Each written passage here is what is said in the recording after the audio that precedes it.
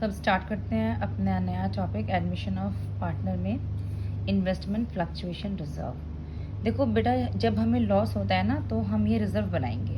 ठीक है, जैसे सपोज करो कि ए और बी पार्टनर हैं और 3:2 उनका रेशियो है। उन्होंने एक इन्वेस्टमेंट कर रखी है 5 लाख की और एक इन्वेस्टमेंट फ्लक्चुएशन रिजर्व बनाया हुआ है 50,000 का। ठीक है, इन्वेस्टमेंट 5 लाख की है और इन्वेस्टमेंट फ्लक्चुएशन रिजर्व है 50,000 का। अब इसमें केसेस है, मान लो केस नंबर 1 है कि if there is no information, कोई इन्फॉर्मेशन क्वेश्चन में गिवन नहीं है कि कोई भी हमें मतलब लॉस हुआ है या प्रॉफिट हुआ है, या market value of investment is 5 lakh. ये दोनों केसेस में हम सेम एंट्री करेंगे, if there is no information और market value of investment is 5 lakh. तो देखो, इन्वेस्टमेंट कितने की है हमारी 5 लाख की, और मार्केट वैल्यू ऑफ इन्वेस्टमेंट कितने की क्वेश्चन के हिसाब से 5 लाख की।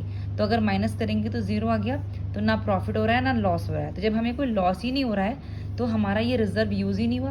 अब जब ये रिजर्व यूज़ नहीं हुआ तो इसको हम डिस्ट्रीब्यूट कर देंगे ओल्ड पार्टनर्स ओल्ड रेशो में।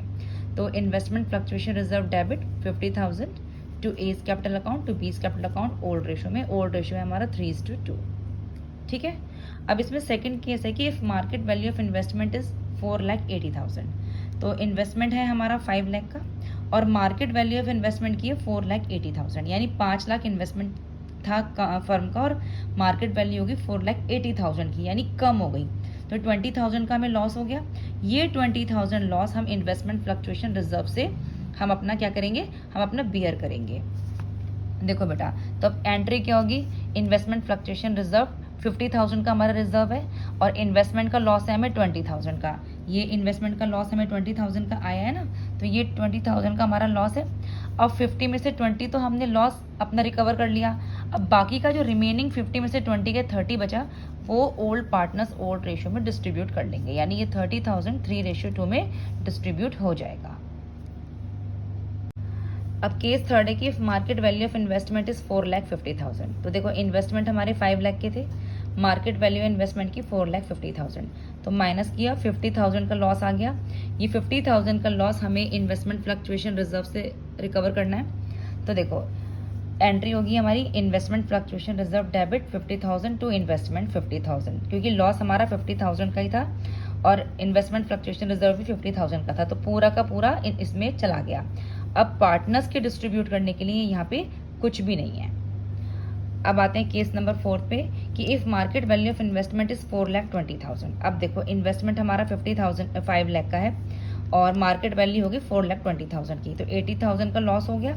ठीक है, अब देखो एंट्री क्या होगी हमारी, हमारे पास रिजर्व था 50,000 का और लॉस हुआ है हमें 80,000 का। तो जब भी हमारा रिजर्व कम होता है और लॉस ज़्यादा होता है तो हम एक रिवैल्यूएशन अकाउंट ओपन करते हैं। तो हमने यहाँ पे बैलेंस के लिए रिवैल्यूएशन अकाउंट ओपन किया 30,000 का, 80 माइनस 50 30 का हमारा बैलेंस आ गया। अब जब रिवैल्यूएशन अकाउंट ओपन किया है तो हमेशा ऐसे क्लोज भी करेंगे। तो क्लोजिंग एंट्री होती है इसकी A's capital account debit B's capital account debit to revaluation account. Revaluation था 30,000 का, जिसको हमने ओल्ड रेशियो में डिस्ट्रीब्यूट करना है। ओल्ड रेशियो हमारा 3:2, तो 18,000 12,000। अब देखो, केस नंबर इसमें 5 है कि if market value of investment is 5,50,000, यानी कि इन्वेस्टमेंट हमारे 5 लाख के थे और मार्केट वैल्यू 5,50,000 की होगी। अब हमारे पास मार्केट वैल्यू ज़्यादा है, तो यहाँ पर ये जो हमें 50,000 है ना, ये अब हमें प्रॉफिट हो गया। क्या हो गया, प्रॉफिट हो गया। तो प्रॉफिट हो गया तो इट मीन्स जो हमारा इन्वेस्टमेंट फ्लक्चुएशन रिजर्व हमने 50,000 का बना रखा है वो अब यूज़ ही नहीं हुआ। जो हमारा इन्वेस्टमेंट फ्लक्चुएशन रिजर्व ये हमने बनाया हुआ है यहाँ पे 50,000 का, ये यूज़ ही नहीं हुआ, क्योंकि लॉस थोड़ी ना हुआ है, हमें प्रॉफिट हुआ है। तो अब क्या होगा कि जो वो रिजर्व यूज़ नहीं हुआ है तो वो reserve old partners old ratio में डिस्ट्रीब्यूट कर लेंगे पूरा का पूरा। तो IFR debit to A's capital account to B's capital account. तो 50,000 30,000 20,000। अब देखो, ये तो हमने डिस्ट्रीब्यूट किया अपना रिजर्व जो कि यूज़ ही नहीं हुआ था। अब हमें एक प्रॉफिट ये भी तो हो गया है ना कि 5 लाख के हमारे इन्वेस्टमेंट थे और 5,50,000 मार्केट वैल्यू होगी थी, तो 50,000 का हमारा प्रॉफिट हुआ।